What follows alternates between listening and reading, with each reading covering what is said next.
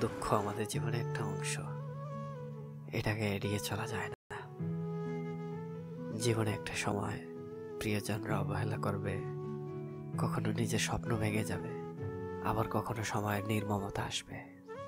সব মিলিয়ে যেন জীবনে এক অভিমানী নাটকের মঞ্চ।